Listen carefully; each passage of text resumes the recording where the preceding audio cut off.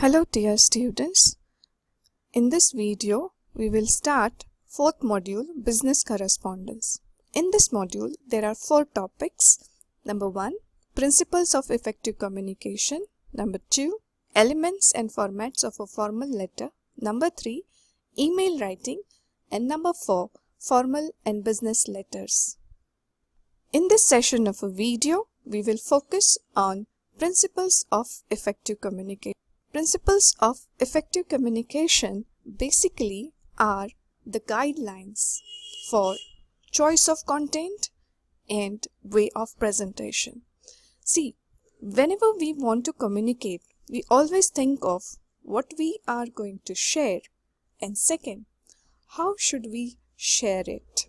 So, these principles guide us for choice of content and way of presentation based on 2 important factors in communication. Number 1, purpose of communication, and second, receiver of the message. So, we can see that principles of effective communication are the guidelines for choice of content and way of presentation based on the purpose and receiver of our communication. Basically, there are 7 principles of effective communication, which we call as 7 C's of communication. First one is the principle of completeness. Second one, principle of conciseness. Then consideration. Next, courtesy and concreteness, clarity and correctness. Let's see these principles one by one. The first principle of completeness. Let's understand what is meant by completeness and how completeness can benefit us and how we can ensure to follow the principle of completeness. So completeness is when a message contains all facts the receiver needs for a desired response. When we communicate, we intend a desired response from a receiver. For that, we need to provide our receiver all the necessary information. Now, does it going to help us? Yes. First thing, it will give us the desired response without need of any additional message. So, it saves your time and it saves your efforts. More important, if we share half information, a legal action can be possible against us in a business setting.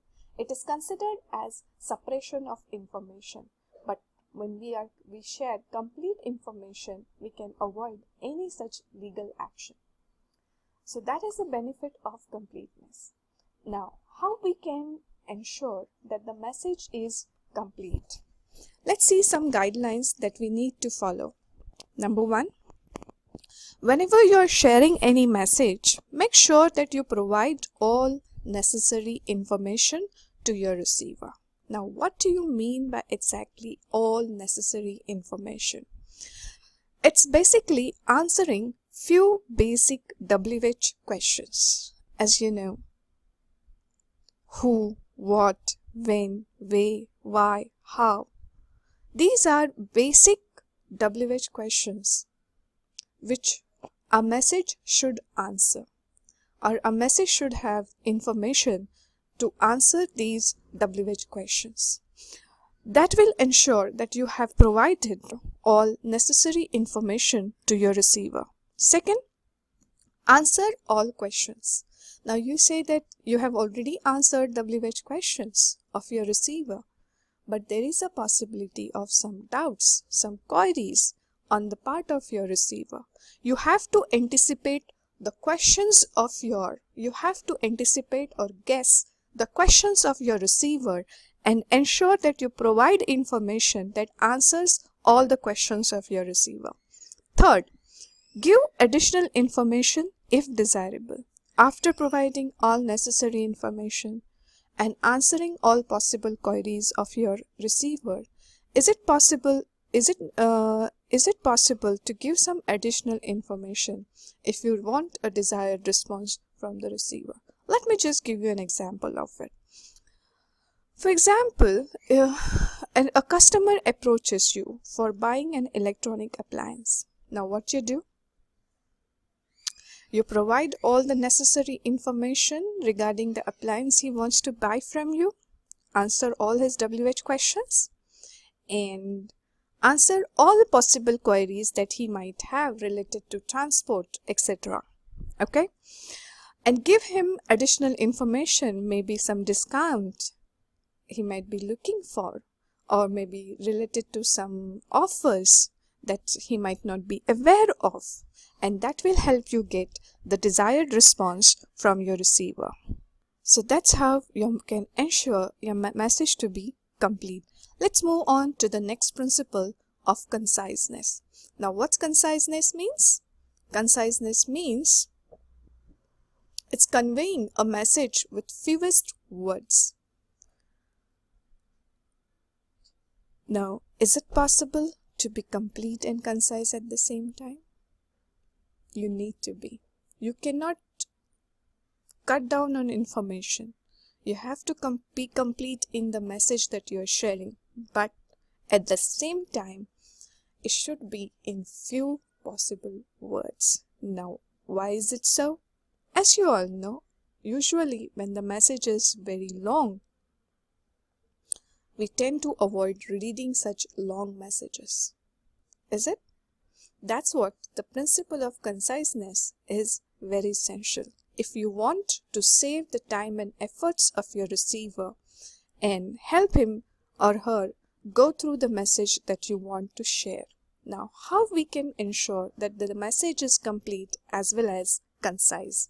Here are certain guidelines for that.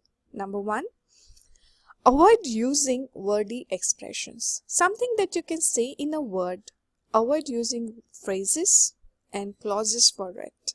So you can replace a sentence with a clause, or a clause can be replaced with a phrase, or a phrase can be replaced with a word. For example, instead of using a lot of, you can just simply use the word many. Okay? Now coming to the second point, include only relevant information. Now, when you're preparing a message, focus on relevant information only.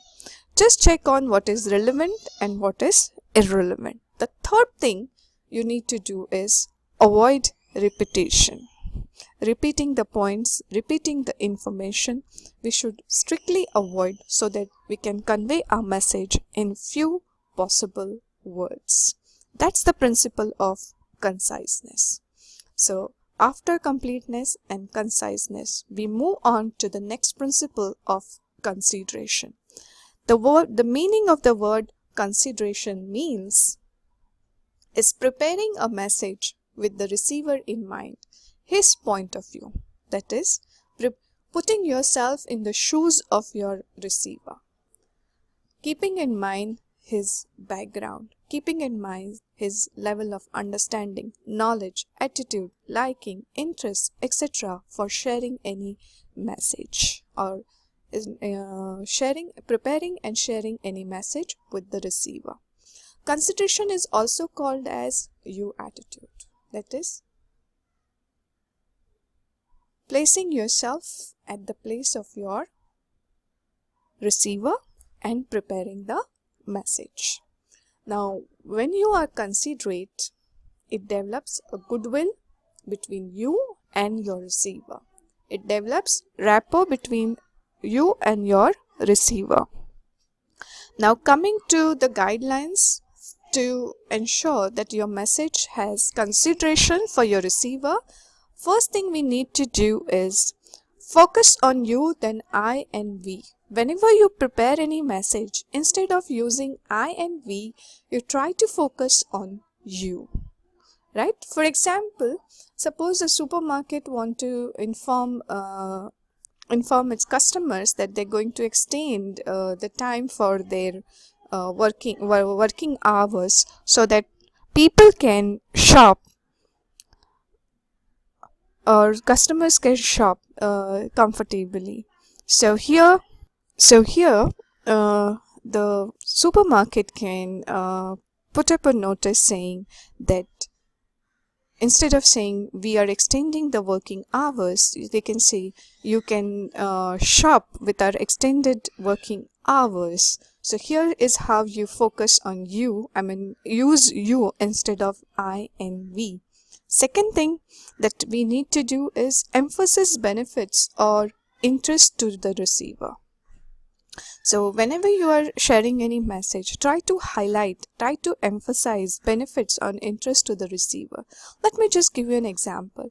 Whenever the salesmen come to your doors, they always talk about their product, keeping in mind the needs and interests of the receiver. For example, they see if the buyer is a working woman, they will definitely say ma'am, you're very busy and our product can help you in this or that way. So that is how they try to emphasize on the benefits that the receiver will have by buying their product. Number 3 is they always emphasize positive and pleasant facts. Even if you are sharing some bad news to your receiver, it's always better to speak in a very positive way. For example, suppose you want to know whether the shopkeeper will take your stuff back or give you an exchange offer if required. So a shopkeeper may choose to say that, okay, we will accept if the product is in good condition.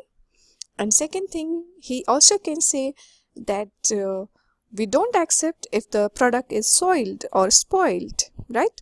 Now, if you notice these two expressions, one is spoken in a very positive and pleasant way, it is the same information, but in second expression, it sounds negative. So we should ensure that even if it's a bad news or even if it is something negative, we should try to speak in a very positive and a pleasant way. So that is the principle of consideration. But consideration is not the only principle which is a part of you attitude. There is another principle called courtesy. Courtesy means being respectful and concerned towards perspectives and feelings of others. As a communicator, as a sender, we try to be respectful and we show concern towards what will be the possible feelings of our receiver, and this adds to you attitude. Okay, this also adds to you attitude. Now coming to the guidelines for showing courtesy or being respectful and concerned towards the feelings of others, one should be thoughtful and appreciative. Whenever you are speaking, expressing something, you should be always thoughtful of what impact in terms of emotional reaction your message will have on your listeners. And second thing, you have to be appreciative. Appreciative means whenever possible, try to use encouraging words, appreciate, and do give credits for true contributions of others. Second thing is use expressions showing respect. Courtesy is not just saying thank you and talking good things, but it is using very respectful expressions towards others. Third is choose non-discriminatory expressions. Non-discriminatory expressions means any expression that does not discriminate among people based on their religion, based on their caste, race, color, etc. This way we show respect towards other. Discrimination is a legal issue basically, and as far as possible we should try to avoid it in a professional communication. Okay, so that's all about courtesy and consideration. Let me just remind you once again, consideration and courtesy, these are the two principles which also mean you attitude. It means being concerned towards the feelings of others, being respectful, as well as showing consideration to the needs and the feelings of your receiver. Alright, now coming to the next principle, that is